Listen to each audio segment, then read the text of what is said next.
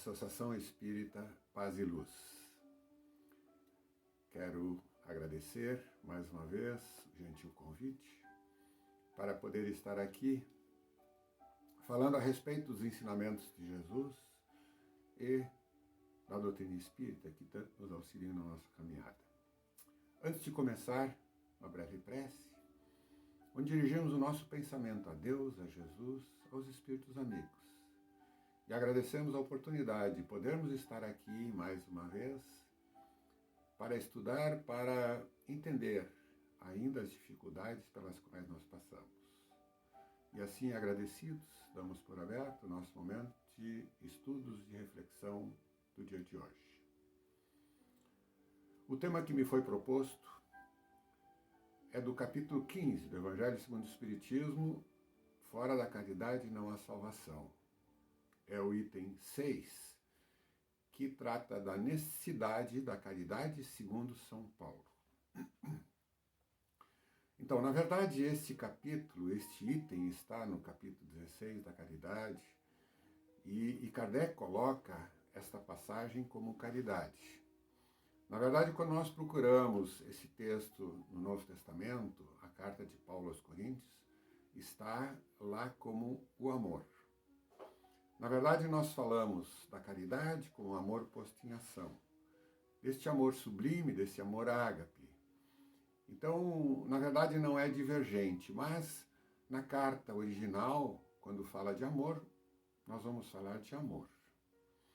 Mas antes de começar a falar desta carta, eu vou falar de algumas passagens trazidas por Emmanuel na obra Paulo e Estevão, que tratam da trajetória de Paulo, porque Paulo precisou ser tocado, ele veio programado para realizar a tarefa, ele foi enviado por Jesus, mas ele não estava despertando, então Jesus o acompanhava, e ele precisava de um toque.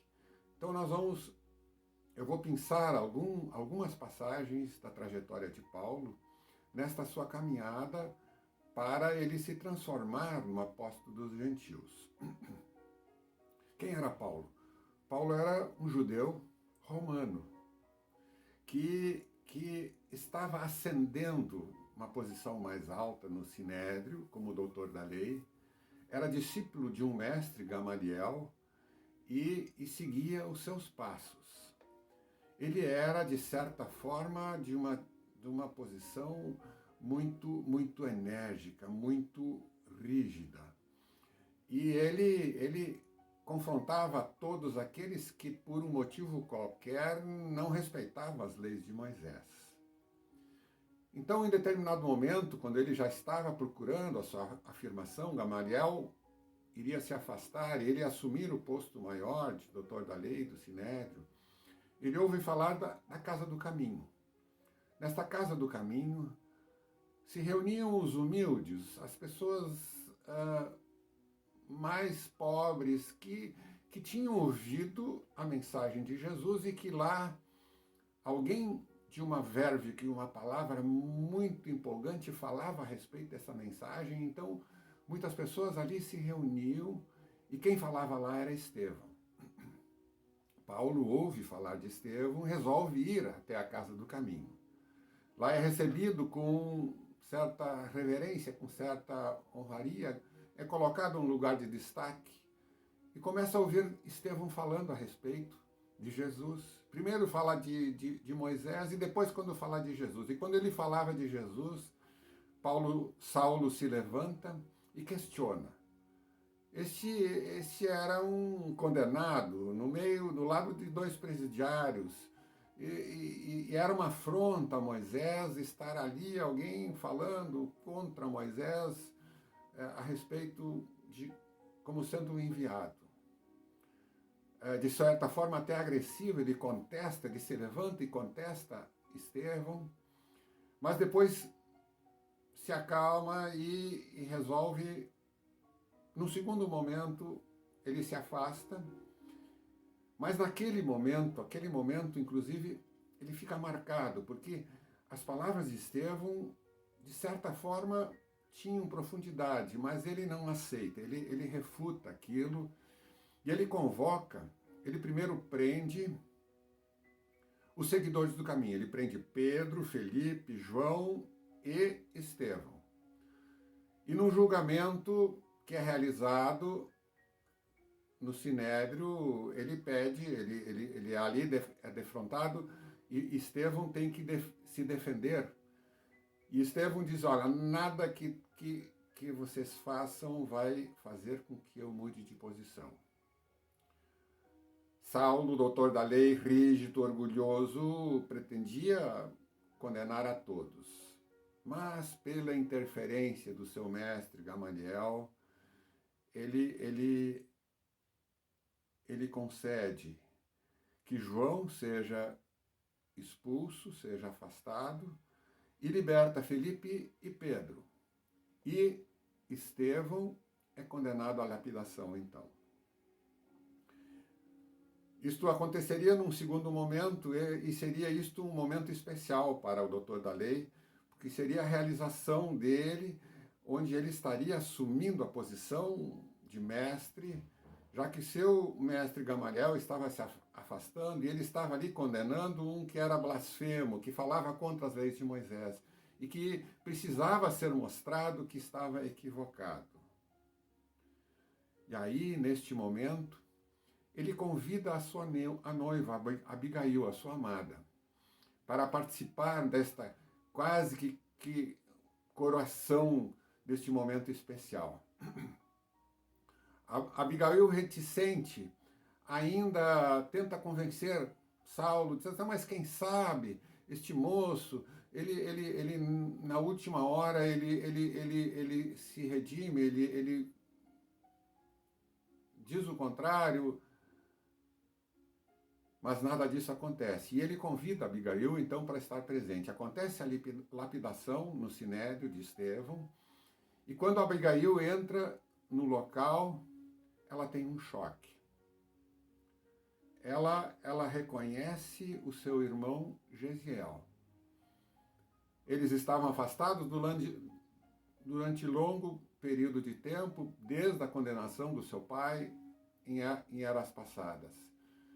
Gesiel tinha sido feito escravo e depois liberto tomou o nome de Estevão e estava ali na casa do caminho e não tinham se encontrado. E estava naquele momento sendo lapidado e ela diz, mas este é o meu irmão, Saulo é o meu irmão, não pode ser. Saulo não compreende que coisa terrível teria acontecido, o irmão da sua amada estava sendo morto. E ele então o recolhe para uma sala ao lado, e nos últimos momentos, ela diz, Saulo é meu noivo. E Estevão, possuído daquele amor divino, perdoa o doutor da lei e diz à sua irmã, casa com ele é um bom homem, seja uma boa companheira para com ele. Mas Saulo não aceita. Ele não resolve romper com Abigail, porque ele não entendia que loucuras do destino tinham feito com que ele condenasse a lapidação o irmão da sua amada. E ele rompe o seu noivado com Abigail e ela se afasta. E ela adoece nesse momento e com isto, debilitada, vive sozinha em busca de ajuda, tentando compreender que estranho Jesus era esse que seu irmão Estevão defendia e que tinha sido morto por ele. Procura saber e encontra Ananias, que estava na casa do caminho. Então, com Ananias, começa a estudar e ela se converte aos seguidores do caminho. Paulo, depois de longo tempo, resolve buscar Abigail e ele a encontra nos últimos dias, quando ela então passa para o outro lado. E ele, furioso com Ananias, resolve perseguir Ananias e descobre que ele tinha se afastado de Jerusalém e estava em Damasco. Pede uma licença especial ao Sinédrio para ir a Damasco perseguir este que tinha convertido a sua amada também aos seguidores do caminho. E ali então, nesta estrada para Damasco, acontece o encontro do doutor da lei Saulo, orgulhoso, com Jesus. Ele estava a cavalo e de repente na sua visão fica toldada. Luzes estranhas, acontece uma vertigem.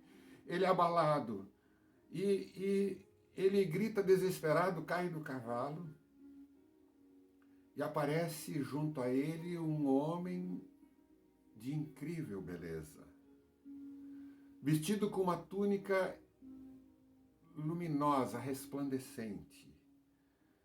Os cabelos cor de mel tocavam os ombros e o olhar, os seus olhos magnéticos expressavam uma simpatia e um amor inolvidável.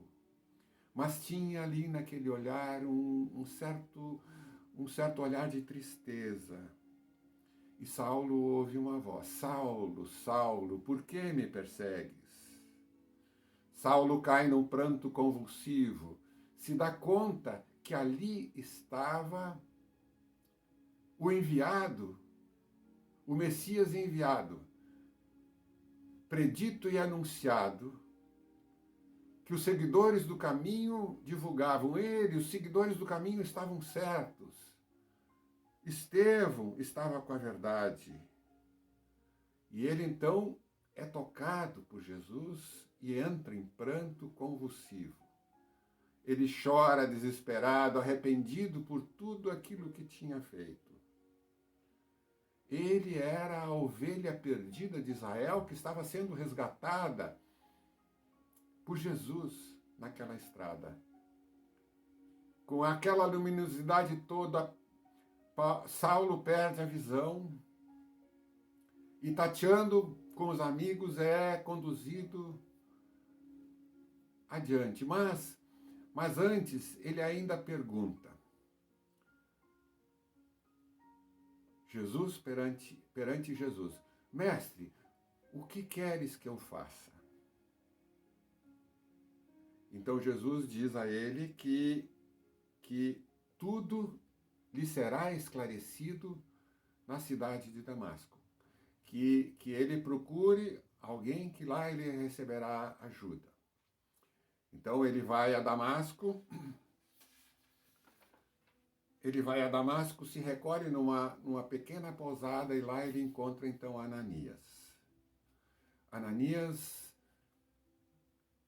com a ajuda da espiritualidade, ele aplica um passe nos olhos. Hoje nós, dentro da doutrina, um passe magnético de libertação, onde ele volta a enxergar, as escamas caem dos seus olhos. E aí, o doutor da lei, Saulo, resolve ir pregar perante os judeus de Damasco. E imediatamente ele é expulso. Ele é ridicularizado. Como se atreve a falar contra Moisés? Então ele foge, com a ajuda de Ananias, resolve ir ao deserto. Resolve procurar Gamaliel, seu mestre, que já havia se convertido anteriormente e que tinha se recolhido no deserto para refletir e para passar os seus últimos anos, já que tinha se afastado do Sinédrio. Lá ele encontra Gamaliel e ali Gamaliel recomenda a ele que ele faça um momento de reflexão durante algum tempo para encontrar as respostas daquilo que ele procurava. Apesar de Jesus o ter tocado, ele pega os manuscritos que ele recebe, ele copia naquelas folhas as mensagens que ele recebe do seu mestre. E ele ali se transforma num tecelão, porque a riqueza e os bens materiais do doutor da lei não estavam mais à sua disposição. Então ele passa a trabalhar como tecelão e encontra ali um casal especial que o ajuda naquele momento, que em determinado momento estavam eles fazendo uma prece. Era Áquila e Prisca, um casal que, convertido aos seguidores do caminho, tinham sido expulsos pelo doutor da lei de Jerusalém. E eles dizem, mas que estranho o seu nome. Saulo, o mesmo nome do doutor da lei. E Saulo não diz nada, fica calado. Mas, com o passar do tempo, quando eles se despediam nos últimos tempos, depois dos 3 anos de meditação, humildemente ele diz assim, ó, eu era aquele doutor da lei que expulsou vocês. Não sou mais aquele homem, hoje eu sou diferente porque Jesus me tocou, me convidou e estou aqui me preparando para fazer um trabalho diferente. Então, depois de 3 anos de reflexão, de meditação, ele resolve divulgar a mensagem da Boa Nova, a mensagem de Jesus. Mas ele não era ainda o apóstolo dos gentios. Onde que ele vai pregar? Ele vai na sinagoga. Ele gostaria que os seus irmãos judeus também pudessem beber dessa fonte, também pudessem receber essa mensagem, entender essa mensagem que o havia finalmente tocado. Mas eles não estavam preparados. E até hoje eles continuam esperando o Messias que foi anunciado. E lá na sinagoga ele foi expulso e aí ele foi ofendido e ele então teve que se recolher. Ele começou a pregar em diferentes locais. Ele andava pela estrada, pelos pequenos povoados, mas ele gostaria de falar aos sábios. Ele tinha um sonho de ir a Atenas. Atenas era uma cidade especial. E ele, então, querendo falar aos doutores, aos sábios de Atenas, se dirige a Atenas.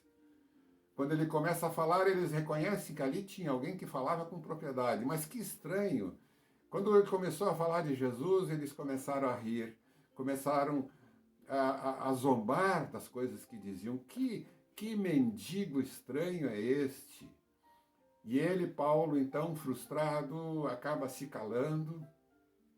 E aí o registro de Emmanuel diz assim, Atenas foi o único lugar onde Saulo ou Paulo não conseguiu nenhum adepto, nenhum seguidor.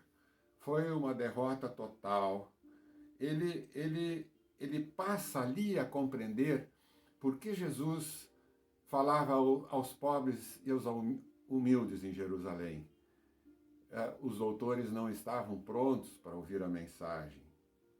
E dali de Atenas, então, ele resolve ir a Corinto. E na sua caminhada, na estrada, nos pequenos lugarejos, ele continuava falando, fazendo adeptos e divulgando a mensagem do Cristo, com as suas anotações. E ele chega a Corinto.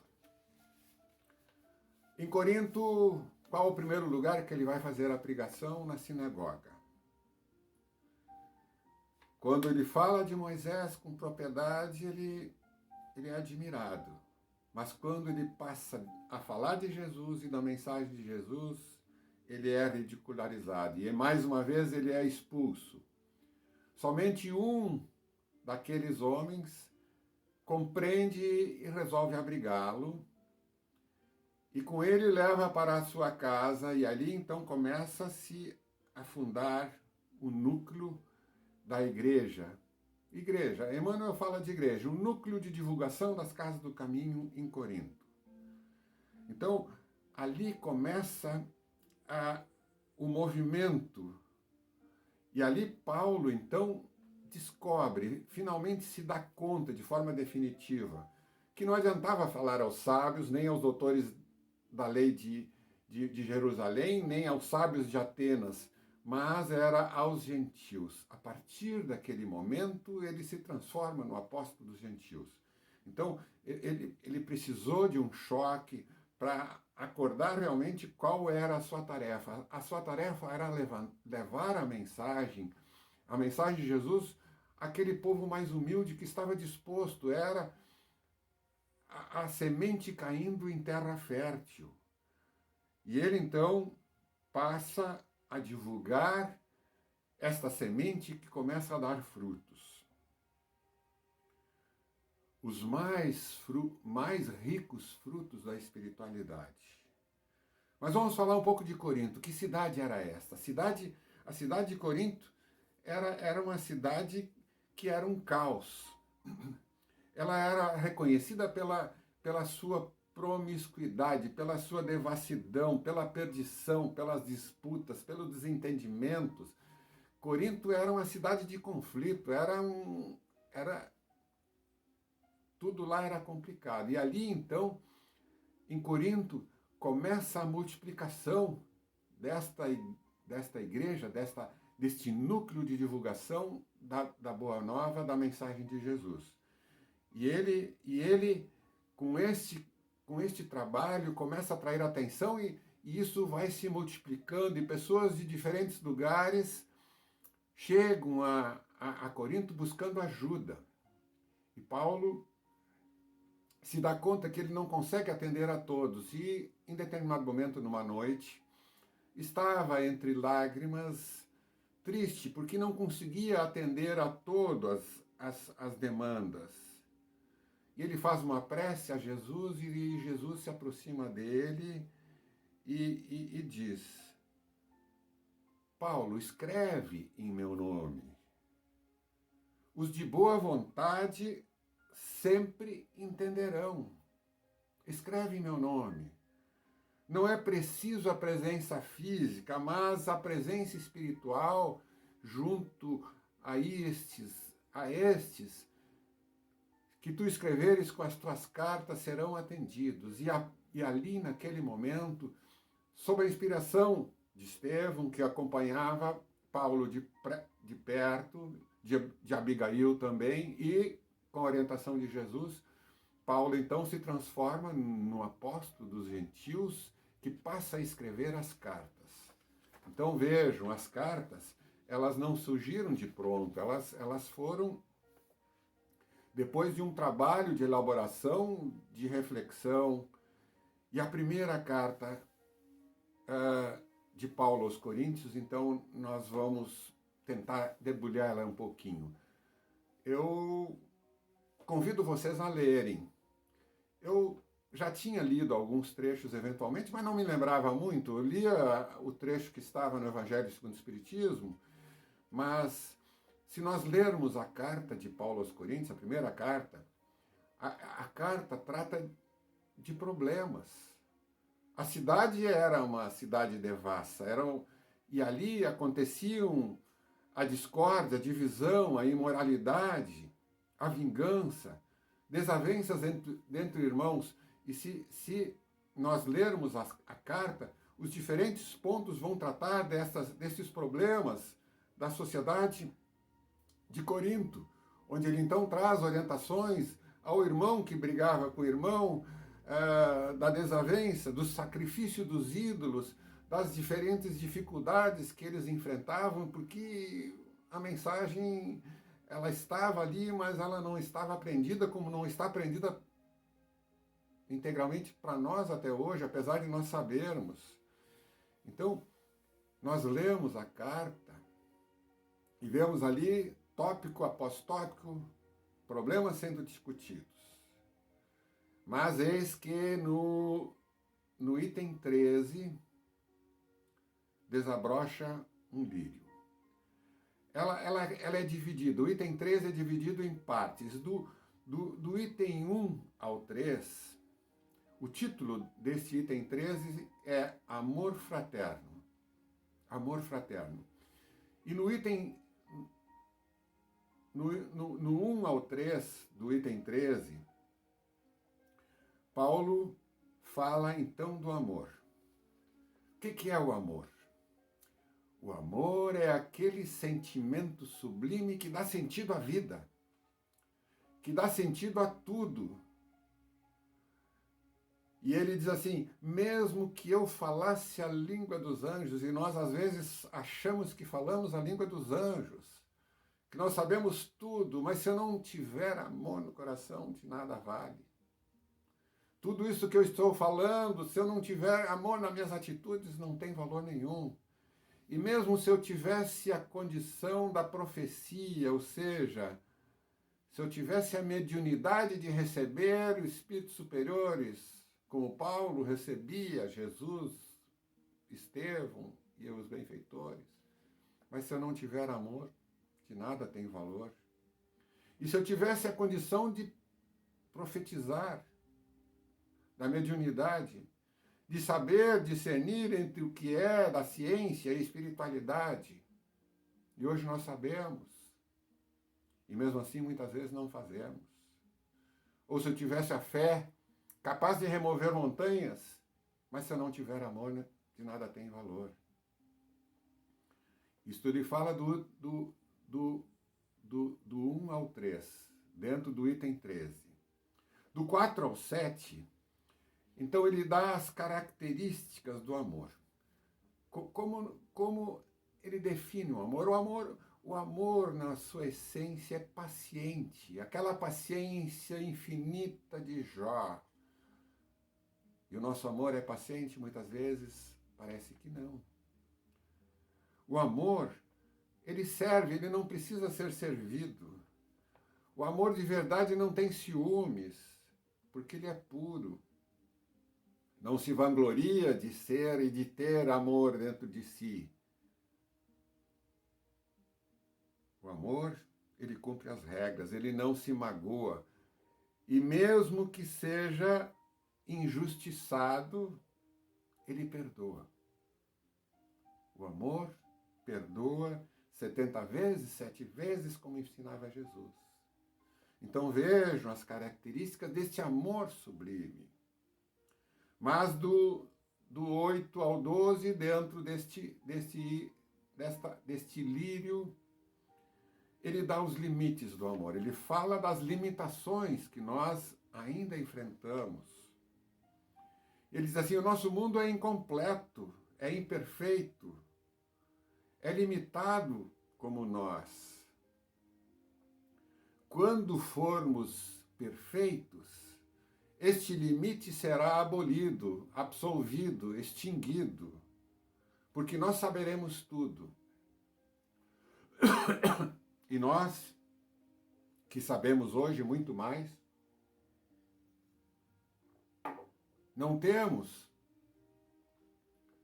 este amor sublime dentro de nós. E aí eu passo a compreender por que Kardec colocou a caridade segundo Paulo e não o amor segundo Paulo. Porque o nosso estágio de busca da salvação, da bem-aventurança, é de transformação, é de prática, de vivência desta caridade, deste amor posto em ação, para que nós consigamos chegar no amor ágape e sublime. Porque esse amor que não se magoa, ele não está em nós. Então o nosso amor ele é ainda incompleto. E nós estamos aqui aprendendo as partes desse amor. E aí, Paulo termina, entre a fé, a esperança e o amor, o maior de todos é amor. Porque é a certeza do Deus bom, do Deus justo. Então, nós que estamos na casa espírita, compreendemos, sabemos, não mais como uma esperança, mas como a certeza que a doutrina nos dá, da revelação das coisas espirituais, nos dá a fé raciocinada e a doutrina espírita é pródica em nos dar todas essas informações. E além disso, as obras complementares que Chico nos trouxe também. Então, este amor divino é caridade posto em ação. É o amor de Deus com as suas leis perfeitas brilhando sobre nós, nos mostrando o caminho para que nós consigamos atingir esta plenitude do amor, por intermédio da caridade, como está ali no capítulo 15 do Evangelho segundo o Espiritismo. É a semente se transformando em fruto. É quando nós alcançarmos de forma plena este sentimento, nós estaremos no caminho de realmente galgarmos os degraus mais altos e poder dizer: o amor está em nós.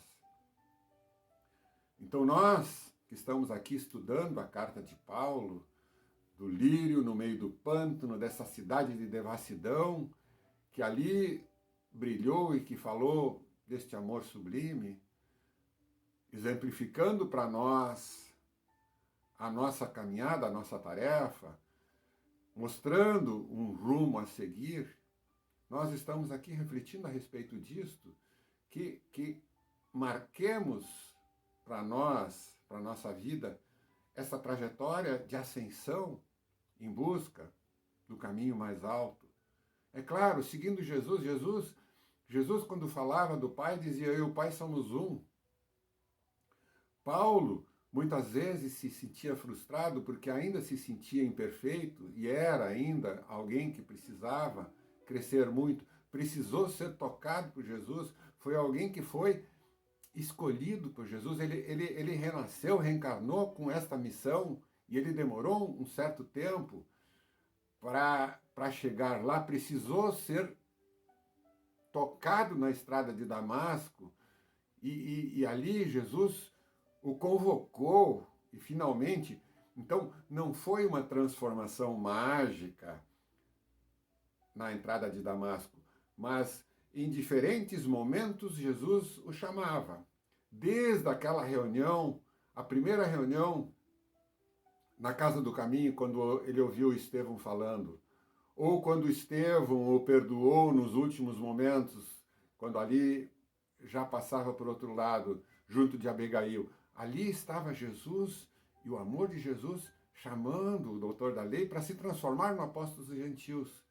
Então, nós que estamos hoje dentro da Casa Espírita, recebemos este chamado também, e a nossa tarefa é de realizar, de deixar brotar esta semente dentro de nós, para que, quando nós chegarmos do lado de lá, consigamos chegar um pouco melhor do que chegamos nas outras vezes. Estamos longe dos luminares, estamos longe de um Paulo ou de um Estevão, que foi, junto com a sua irmã Abigail, espíritos especiais, junto de Jesus, mas estamos no caminho, esse é o nosso alento. E é isso que nós estamos realizando aqui. E que bom que nós estamos nesta casa, nesta associação espírita Paz e Luz, que a paz e a luz de Jesus esteja conosco. Então, com esta prece simbólica, agradecendo a Jesus e aos benfeitores espirituais, por podermos estar aqui ainda, apesar de tudo, das dificuldades que enfrentamos, ainda estar em busca de trazer, por intermédio da caridade, este amor para dentro dos nossos corações e mudar o homem velho que Paulo já falava. O homem velho está morrendo para nascer o homem novo.